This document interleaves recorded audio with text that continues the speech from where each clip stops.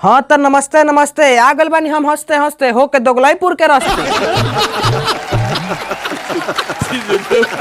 तो जरूरी सूचना बाटे जनहित में जारी, मजनुआ लोग दारू छोड़ के पियता लोग ताड़ी। आ पापा के परी के नाम चेंज हो गल बा, पहले रहे परी अब हो गल बा पारी। तो यह बात बा कि प्यार के हो से करिया मत, हो जाए तो कोई से डरिया मत। काहे कि पापा के परी होके चाहे होके पारी, उ है सो अपना देश के पहले नारी। भले कतनो दस गारी बाकी रउआ लोग लाइन मारी, बल्कि और ज्यादा मारी। काहे से कि हमारे एक एगो सिद्धांत बा कि पापा के परी होके या चाहे होके पापा के पारी, रउआ लोग तब तक ट्राई मारी जब तक ना दस पापा के परी गारी। तो देखी कोई कोई बूढ़ पुरानिया कहत रहे कि माने कोनो काम करी तो लगन और मेहनत से करी। हाँ तो लोग के बात हमरा दिल पर लाग गए। हाँ माने पूरा दिल के भीतर ही चीर के घुस गए। तब हमहू माने पूरा लगन और मेहनत से करे लगनी प्यार। माने हमहू बहुत लगन और मेहनत से करे लगनी प्यार मोहब्बत। माने पूरा फेसबुक तो फेसबुक माने पूरा इंस्टाग्राम पर प्यार कईनी। हाँ और जहे तहे मैंने दबा के मार भी खैनी, ऐसा बात थोड़ी बा।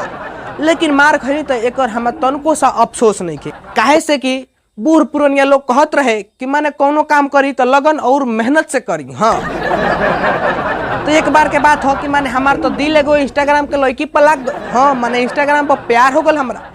तो माने जब प्यार भइल तो माने हम बहुत खर्चा कईनी। हाँ माने पूरा खर्चा के नदी बहवा देनी। हाँ नदी बहवा देनी। कबो पेटीएम कर दी तो कबो फोन पे कर दी ओकरा नंबर पर, कबो कबो तो बैंक बैलेंस भी कर दी। हाँ मैंने बैंक में भी पैसा डालत रही हम। जब हमारा सारा पैसा उड़ायल तब हमरा के वो ब्लॉक कैलक ही जब इंस्टाग्राम पर, तब तो हमारा पूरा बेचैनी हो गई। लेकिन कोई कोई बूढ़ पुरानिया कहत रहे कि कोनो काम करी तो लगन और मेहनत से करी। यही से एहू बात के हमरा तनको अफसोस नहीं।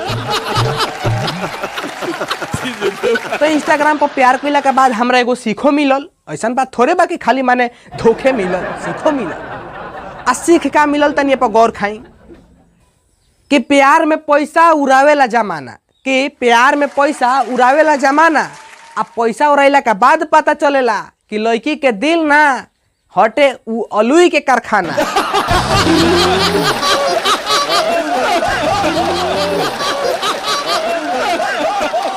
काहे से कि जब अलुई के कारखाना में अलुई सड़ जाला तो जगह निकाल के फेंक दियाला, वही लड़का लोग के भीरी माल उड़ाला तो इंस्टाग्राम पर ब्लॉक कर दियाला। भैया तनी गौर खाए में बात।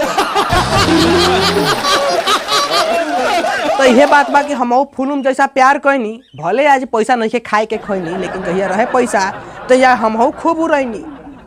तो यह बात बा कि माने यह जिंदगी के हाल बा। जब तक लड़की जेब ना कटी हंस लड़का के तब तक ओकनी के पेट के पानी नहीं पचेला। देखिए अब का हुई। अरे बिना घूस देले नाही होई भरती, छोड़ दे पढ़ाई चलबा ना हो सुरुती। आहो बबुआ आरू। ए आरू ना फारू ना हो हमार।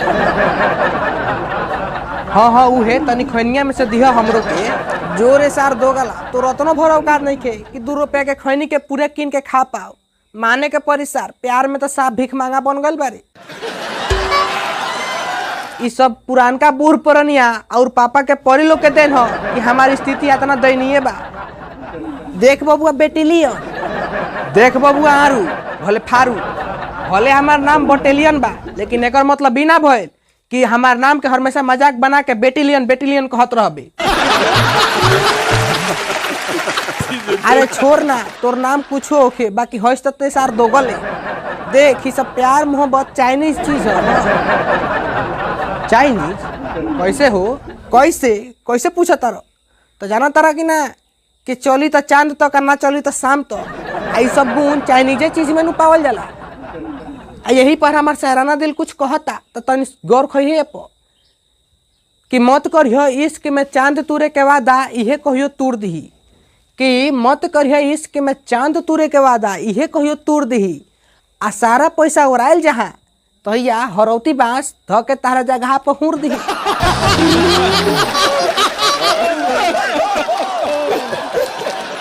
बाकी हमार काम बस समझावे के आगे तहारे मर्जी, छोड़ दे पढ़ाई चल बनाओ सुरुती, हाँ छोड़ दे पढ़ाई। देखी बेचारा अरुआ सॉरी भरुआ ना फरुआ, हाँ फरुआ ठीक है कहलक। बाकी बूढ़ पुरानिया लोग भी कुछ कहेला कि कोनो काम करी तो लगन और मेहनत से करी। तो ये बात में हमारा अंतिम सिद्धांत ये बा कि पापा के परी होके चाहे होके पापा के पारी, रउआ लोग तब तक ट्राई मारी जब तक पापा के परी ना दस रउआ लोग के काटल गाय। हाँ तो प्रणाम, लाइक कमेंट शेयर करी आ सब्सक्राइब करी तो बर्बादी सोके। प्रणाम, नमस्ते। फिर चल हम हंसते हंसते दोगलईपुर के रास्ते।